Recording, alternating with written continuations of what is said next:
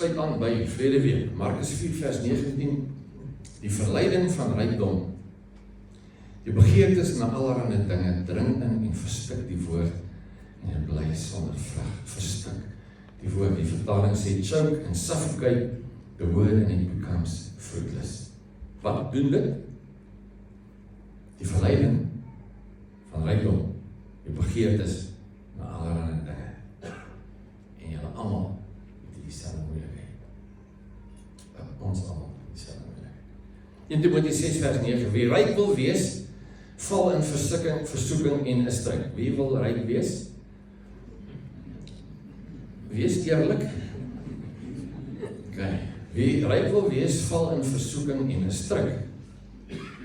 Baie dwaase en skadelike begeertes wat mense meesleer na ondergang en vernietiging. Want geldgierigheid is die wortel van alle kwaad. Die hinkering na rykdom het sommige mense laat afdwaal van die geloof. Daardeur het hulle self baie ellende op die hals gehaal. Die hinkering na rykdom. Jy, man van God, hardloop weg van hierdie dinge af. Streef eerder na opregtheid, toewyding aan God, geloof, liefde, volharding, nederigheid. Jy moet kies, is een van die twee. Jesus sê, Matteus 6:24, jy kan nie God en mammon dien nie. Kies een. Of God, of mammon. En as dit ons almal vanoggend hier met hierdie nekerheid dan, ons ou natuur, kies mammon. Dit is so. Nou goed, Adam en Eva. As jy nou twee mense vat, wat hier in hierdie paradys, in hierdie tuin van Eden is, en jy besluit, jy gaan nou onrus stoot, jy gaan hulle van die Here af wegkry. Hoe gaan jy dit doen? Men, hulle het kos. Eva het nog nooit in haar lewe gestryk nie. Hulle hoef nie af te stof nie. Hulle hoef al die goed wat ons oor bekommer. Dit is nie daar nie. Daar is nie Eskom nie. Hier is ook amper nie. Daar is maar. Hulle het niks. Wat gaan jy met hulle doen? Adam het nog nooit na 'n vrou gekyk nie. Maar daar is daar nie. Dis net hulle twee. Adam en Eva. Hulle is in harmonie met mekaar. Hulle is vir mekaar lief. Hulle is opgewonde. Hulle leef in hierdie fantastiese plek. Hulle het kos, hulle het alles wat nodig is. Wat sal jy doen? Presies, dit is waarmee ons sukkel vandag. Die slang kom na Eva toe en die slang sê tegen Genesis 3 vers 4, sê vir die vrou, julle sal beslis nie sterf nie. Dan sê, ons kan nie iets, maar ons mag nie van die boom eet nie. Dan kom die slang en hy kom met die slang sit en hy sê, nee, julle sal nie sterf nie. Maar God weet, dat die dag wanneer julle daarvan eet, julle oë sal oopgaan. Dan sal julle word soos God, wat goed en kwaad ken. Met ander woorde, wat die slang doen, as hy kom na Eva toe en hy sê vir haar, luister, dit wat nou is nie goed genoeg, dat is iets beter. Dit wat jy nou het, dit wat jy nou beleef, dat is ietsie beter. Dus, dit wat jy nou het, is nie goed genoeg. En ander woorde, hy kom en hy skep by haar, onvergenoegdheid. Dit wat ek het, is lekker, maar hier is iets, dat is iets beter, en ek wil dit hê, onvergenoegdheid. En dit is presies waarmee ons vandag sit, rondom almal. As gevolg daarvan, word hulle verban in die tuin uit. Dit is die ding met geld. Dit is nooit genoeg. Rykdom is nooit genoeg. Ons het 'n onvergenoegdheid. Dit moet beter. Jy kan nou vir jou 'n fantastiese kar koop. Hy stink van hy nuwe leer. Alles is net kwaai. Jy kan nie veel ry nie, maar daar is nie diesel nie. Maar dis 'n lekker kar. Maar net 2-3 maande verder kom daar 'n nuwe eenheid, 'n facelift. Nou is jou nie meer heeltemal goed genoeg. Dit is nooit goed onvergenoegdheid. Dit wat Eva beleef het, is in ons ou natuur ingebou. Ons het 'n onvergenoegdheid. En dit raak alles in ons lewe. Ons is onvergenoeg. Jy kan met 'n fantastiese vrou getrou het, maar iewers langs die pad en dink jy, ja, man, was daar nie iemand beter? Die vrouens dink nie so nie, hulle weet daar was iemand beter, maar as klaar. 1 Johannes 2 vers 16. Nou, vergeet 'n bietjie alles in jou agtergrond, in jou ervaring, en lees hierdie skrif presies soos hy hier staan. Die wêreldse dinge, alles wat die sondige mens begeer, alles wat sy oë sien en begeer, al sy gesteldheid op besit, kom nie van die Vader nie, maar uit die wêreld. Die vertaling sê alles in die wêreld. Dit wat die liggaam begeer, dit wat die oë begeer, arrogante spoggery oor besittings, kom nie van die Vader af nie. Dis nie koninkryk nie. Dis die wêreld. So wat nou? Want ons almal het hierdie ding. Ons almal het hierdie hinker en hierdie begeerte, hierdie soek en dan net meer en beter en groter en vinniger. Dis almal. Hoe kom ons uit hierdie ding uit? Rykdom is die wêreldse standaard van sukses. Karakter is die koninkryk se standaard van sukses. Vrug van die Gees gaan alles oor karakter. Dit wat die Heilige Gees in jou bewerk, gaan alles oor karakter. Nie oor goeders nie. So wat nou? Is hierdie hele drang, soeke, begeerte na beter en meer en ryker, is dit verkeerd? Ja, dit is verkeerd. Dis wat die Bybel sê. 1 Timoteus 6 vers 6. Godvreesenheid is 'n groot wins as iemand tevrede is met wat hy het. Hoor jy? As iemand tevrede is met wat hy het. Ons het niks in die wêreld ingebring nie, ook kan ons niks daaruit wegneem nie. As ons kos en klere het, laat ons dan nie tevrede wees. Wie vind dit kos en klere? Wie is tevrede? Ja. Wie wil ryk wees? Wie ryk wil wees, val in versoeking en in strik en baie dwaase en skadelike begeertes mense meesleer na vernietiging. Dis wat ons nou gelees het. Om naby God te leef en tevrede te wees met dit wat jy het.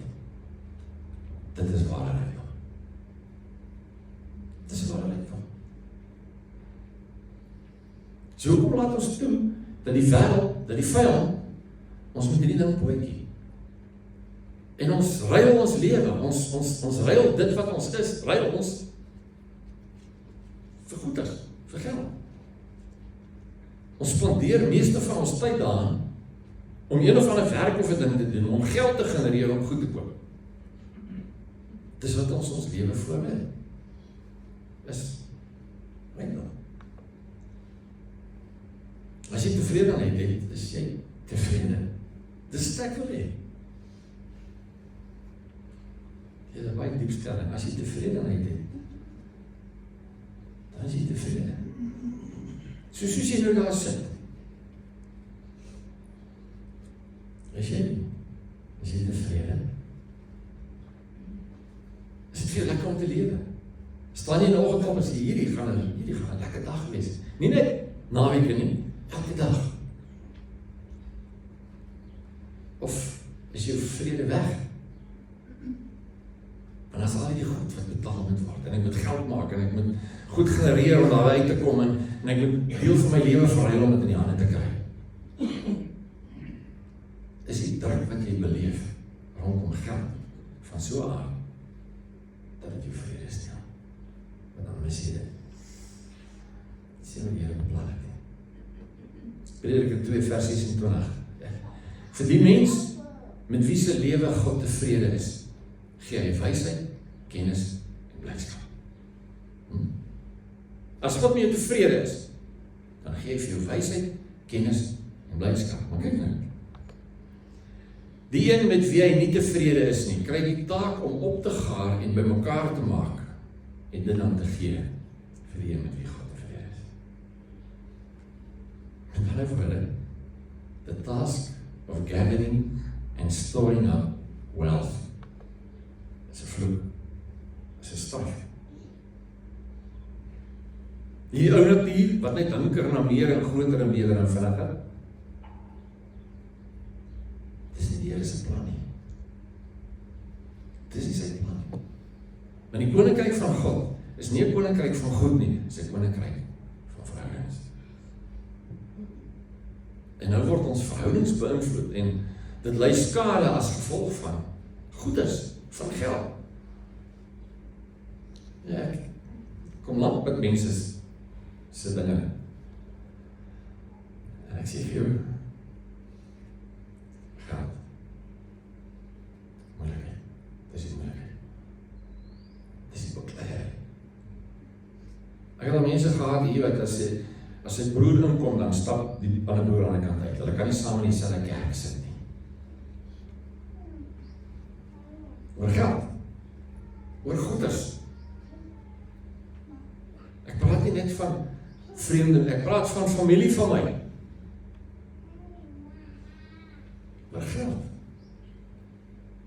Oor besittings. Goeie, maar as ek geweer, so dan maak het bietjie anders. 2 Korintiërs 8 vers 1. Broers, ons wil hê dat julle moet weet van die genade wat die gemeentes in Macedonië van God ontvang het. So maak dit nou vas. Hierdie gemeente het 'n spesifieke genade van die Here ontvang. Kyk wat is dit? Te midde van sware beproewing as gevolg van hulle verdrukking. So hierdie ons kry swaar, is moeilik, dis nag. Het hulle blydskap oorgeloop en saam met hulle groot armoede gelei tot 'n rykdom van vrygewigheid van hulle kant af. So dis twee goed wat met mekaar gekontrasteer word. Hy sê aan die een kant het hulle die groot swaar kry en armoede, maar aan die ander kant het hulle hierdie geweldige blydskap en vrygewigheid. Hoe kry ons dit goed met mekaar? Hoor wat ek vir jou sê. As jy iets wil hê en jy kan dit nie kry nie, jy het nie genoeg geld om dit te koop nie, en jy wil dit graag hê en jy het nie genoeg geld, is jou vrede weg, jou blydskap is weg, en jy is 'n mislike mens. Maar goed is. Hier staan, hulle het swaar kry, en hulle is arm, maar hulle is bly en vrygewig. Dis twee uiterstes. God gee hulle die genade. Paulus skryf, hy sê, kyk die genade wat God aan hulle gee. En dit sluit aan by die skrif wat ons nou gelees het. Wat is jou houding? Waaroor gaan het vir jou? Efesiërs 4 vers 28. Die een wat nog steel, moet nie meer steel.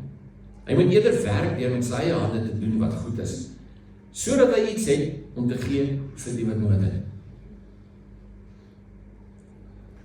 As ek werk, dan verwag ek my salaris. Ek verwag my stuk wat ek moet kry. Ek werk vir geld, ek werk om iets te kry. Hier sê hy, luister. Jou motivering moet anders wees. Jou motivering wees van ek werk sodat ek iets kan hê om te gee.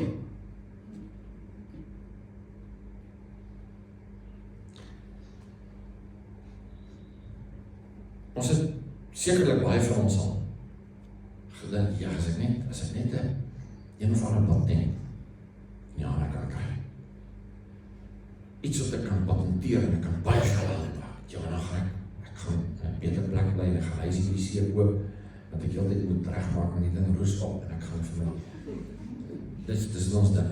Wie van julle het al ooit voor die Here gekom en gebid en gesê, Here, gee vir my 'n plan om geld te maak dat ek ander kan help?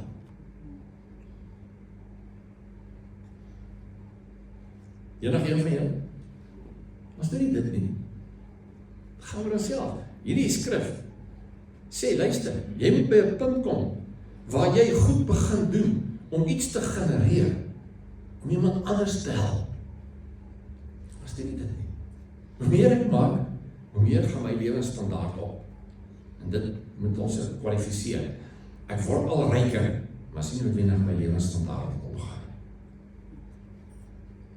Want rykdom beteken nie 'n goeie lewensstandaard. Inteendeel. Skryf waarsku daar.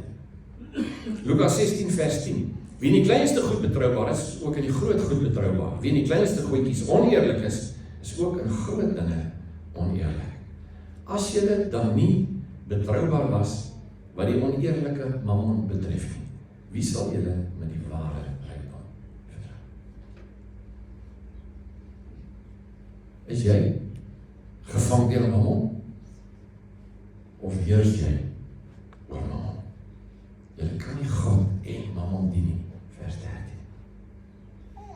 Julle kan nie God en mammon dien nie. Jy moet een kies. Jy moet een kies. En hey, ek weet, hierdie hele ding dryf in teen ons wese. Want ons standaard in die wêreld is goeders. Iemand wat ryk is, het dit gemaak, hy is suksesvol. Slags dat onder superryk is, daar so groot tendens is van selfmoord. Mense, geld, goeders, is nie jou lewe nie. Hierdie hinkering, hierdie begeerte, hierdie drang, hierdie soeke na meer en beter, en kom nie van hier af nie. Kom nie van hom af.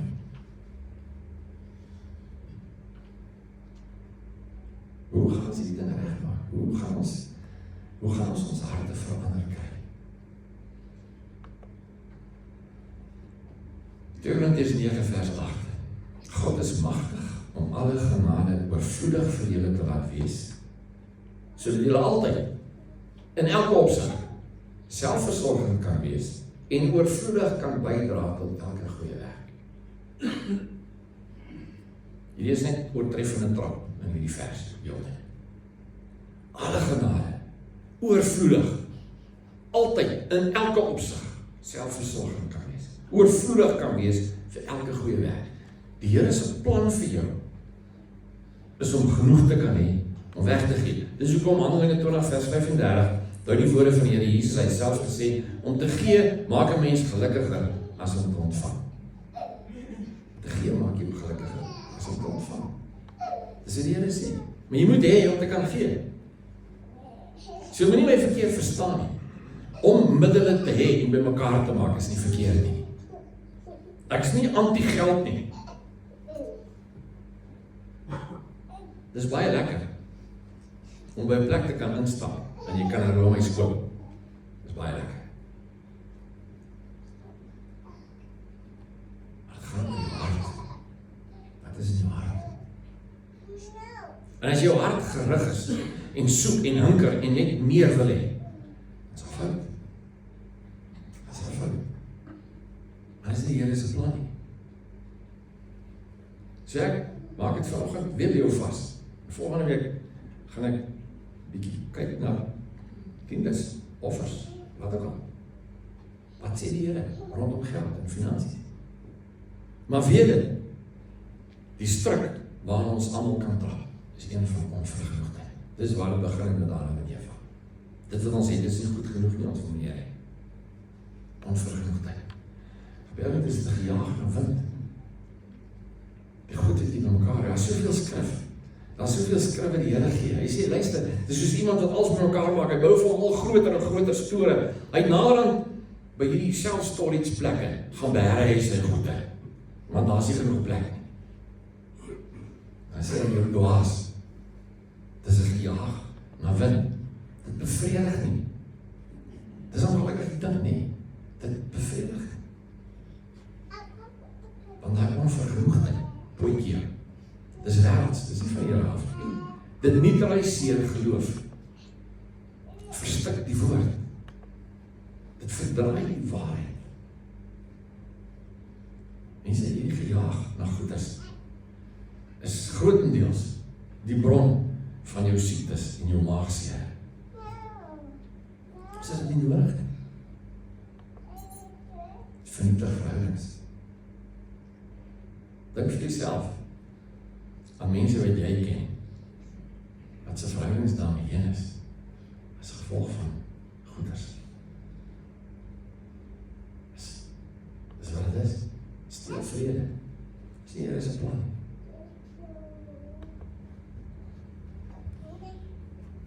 So, as jy wil ryk wees, as wil ryk wees, wie van jou wil ryk wees? As jy wil ryk wees, dan is jy lekker stupid.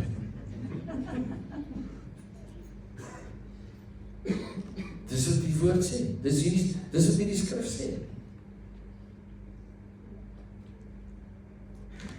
Die enigste versagtende dinge, as jy wil ryk wees, om goed te hê en vir ander te gee, is daar 'n saak. Maar mense ons trap in die strik. Jy verry jou lewe. Deur die jare. Kyk, as ek dink hoeveel van ons gemeente wat ons deur die jare mee saamgeleef het. By die oggend, donker, ry Sodom en Gomorra toe, gaan werk, en donker weer terugkom, gou ietsie eet, en dan is dit slaaptyd, en môre doen jy dieselfde. Dit elke dag van die week doen jy dieselfde ding. Jy sien nie jou mense nie, jy kuier nie, jy ry nie saam fiets nie, jy speel nie golf nie, jy drink nie koffie nie, jy stap nie in die veld nie. Daar is nie tyd nie. Daar is nie tyd nie. Jy is net besig om geld te maak. Daar is nie tyd nie. Kan nie reg wees nie. Kan nie reg wees nie.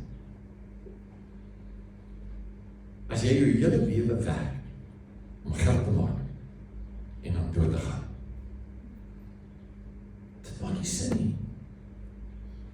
Dat moet meer wees. Dat moet meer wees. Matteus 6:31. En hierdie hele gedeelte, hierdie konteks gaan oor goeders, geld. Die Fariseërs het lief vir geld. Dan praat hy met sy mense. Hy sê, moet julle daarom nie bekommer en vra, wat sal ons eet? Wat sal ons drink? Wat sal ons aantrek? Dit is alles dinge waaroor die ongelowiges begaan is. Julle hemelse Vader weet tog dat julle dit alles nodig het.